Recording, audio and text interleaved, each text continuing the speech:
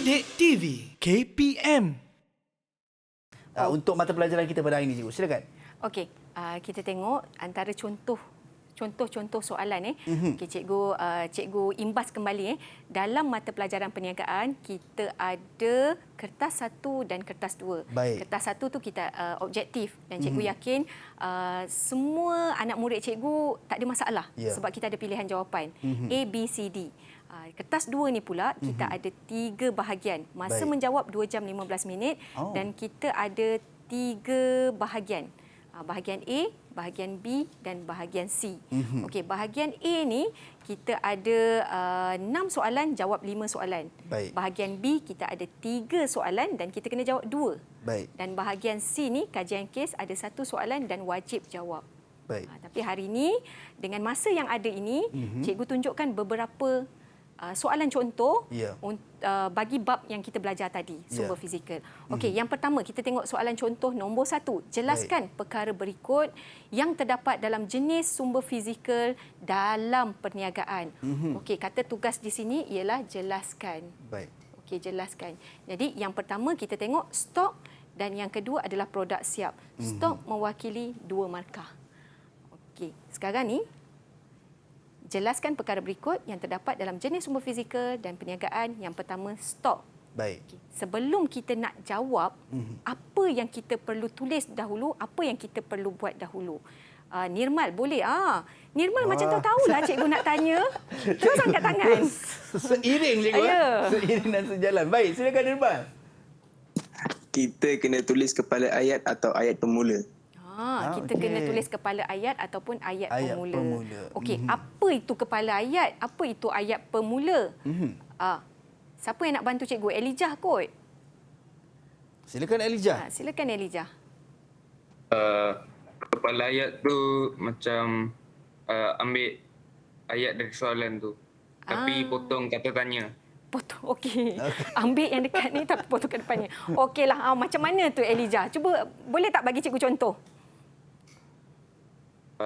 Macam soalan tu kata jelaskan perkara berikut kan. Ya. Pas potong jelaskan, lepas tu salin balik perkara berikut. Okey. Terima kasih Elijah. Jom kita tengok betul tak apa yang Elijah cakap. Okey, yang ini maksud Elijah, perkara berikut yang terdapat dalam jenis sumber fizikal dalam perniagaan ialah, betul ke Elijah macam ni? Ya, betul. Okey, untuk anak murid cikgu yang berada di rumah dan yang berada di Google Meet, okey. Sebelum kamu nak menulis ayat, nak menulis jawapan, kamu perlu tulis kepala ayat ataupun ayat pemula dulu. Perkara berikut, ambil daripada mana? Ambil daripada sini je. Perkara berikut yang terdapat dalam jenis sumber fizikal perniagaan. Sama tak ayat ni? Sama lah, cikgu. Sama kan? Okey, kena. Maksudnya, kamu faham, kamu tahu apa yang kamu nak ceritakan. Baik. Okey. Yang pertama, barang siap atau barang dagangan yang sedia untuk dijual. Dia tanya stok kan? Stok ni merupakan barang siap atau barang dagangan yang sedia untuk dijual. Kemudian perlu disimpan di dalam stok ataupun gudang. Baik. So yang ini kamu akan dapat 1 markah dan yang ini kamu akan dapat 1 markah. Beginilah cara penulisan dalam peperiksaan nanti. Baik.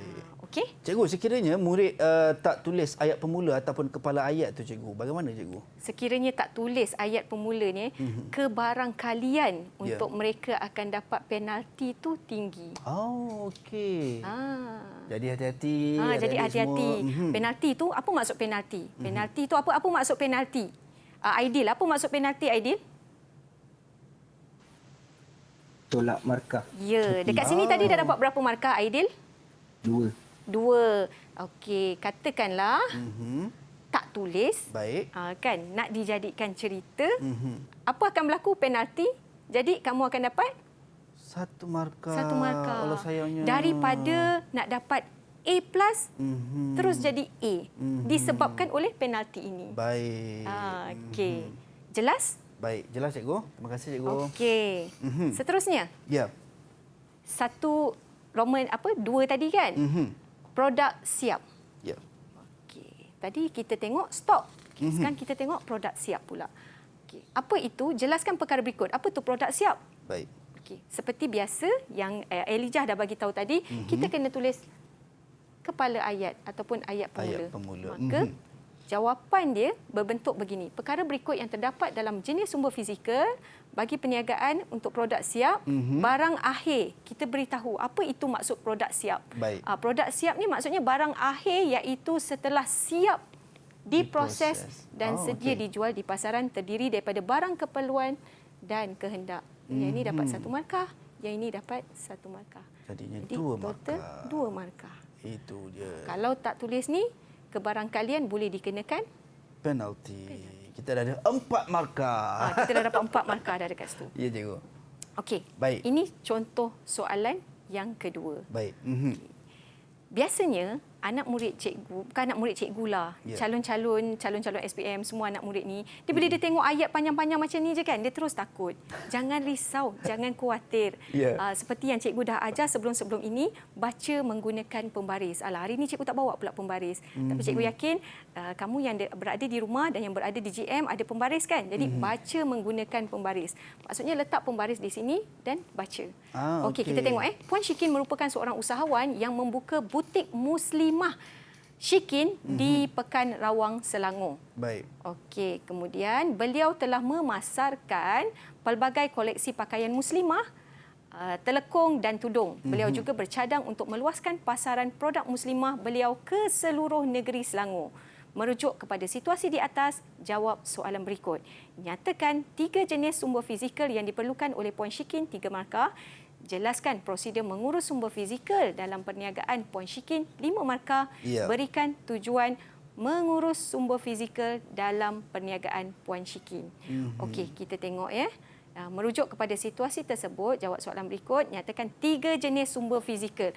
Okey, berdasarkan teks tadi, apakah cuba beri cikgu 3 jenis sumber fizikal yang kamu nampak dalam teks ini. Siapa yang nak bantu cikgu ataupun terus jawab, angkat tangan terus jawab. Okey, terus siapa yang nak buka mic. jawab? Silakan. 3 jenis sumber fizikal cikgu Ya, 3 jenis sumber fizikal berdasarkan cerita di sini. Baik. Okey.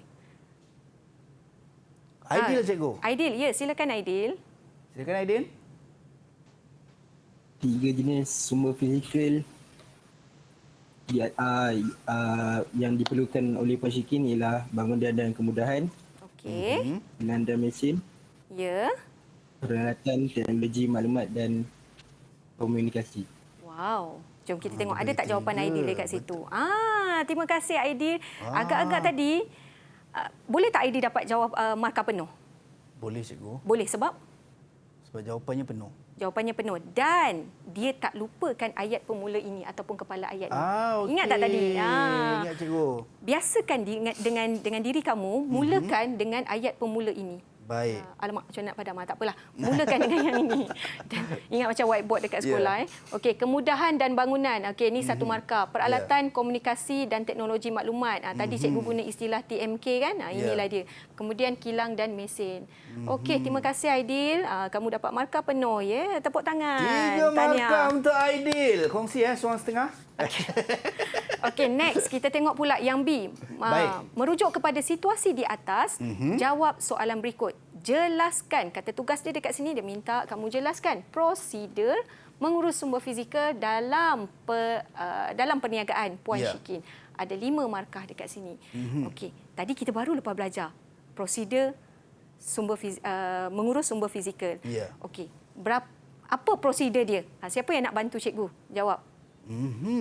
Prosedur tadi. Prosedur tadi. Kita baru belajar. Okey, Farhan Farhan. cikgu. Abang motor kita. Abang motor kita. Silakan Farhan. Okey, silakan. Prosedur mengurus sumber fizikal dalam perniagaan ialah perlindungan insurans dan keselamatan dan penyelenggaraan dan baik pulih secara terancang. Okey. Sekarang cikgu nak tanya. Ya. Sekarang cikgu nak tanya merangkap guru besar. Merangkap pengetua. Ketua kelas cikgu. Ketua kelas. Okey. Lupalah cikgu. Okey, merangkap ketua kelas. Agak-agak kita boleh bagi tak 5 markah kepada Farhan? Ketua kelas? Saya rasa cikgu sebab tadi kalau bagi poin 2 markah diberikan. Kalau 5 saya rasa mungkin perlukan penjelasan yang lebih terperinci sikit kot daripada poin yang diberikan. Okey, terima kasih Ketua Betul ke, Kelas. Cikgu? Tak sia-sia Cikgu melantik kamu sebagai Ketua Kelas. Nasib baik diorang bisik kat saya tadi. Yang pertama, tadi dia mulakan dengan kepala ayat. Terima kasih. Sebab selalu ingat perkara ni. Asyik nak tulis satu je. Yang pertama tadi, Farhan sebut pelindungan insurans dan keselamatan. Okey, dapat 1 markah. Kemudian penyelenggaraan baik pulih secara terancang. Dapat markah yang kedua. Baik. Okey, kemudian ketua kelas ada bagi tahu kena terangkan sedikit, beri huraian sedikit apa yang dikatakan pelindungan insurans itu. Dan apa yang dikatakan dengan penyelenggaraan baik pulih secara terancang. Kalau Farhan jawab macam ni tadi, cikgu hanya bagi 2 markah sahaja.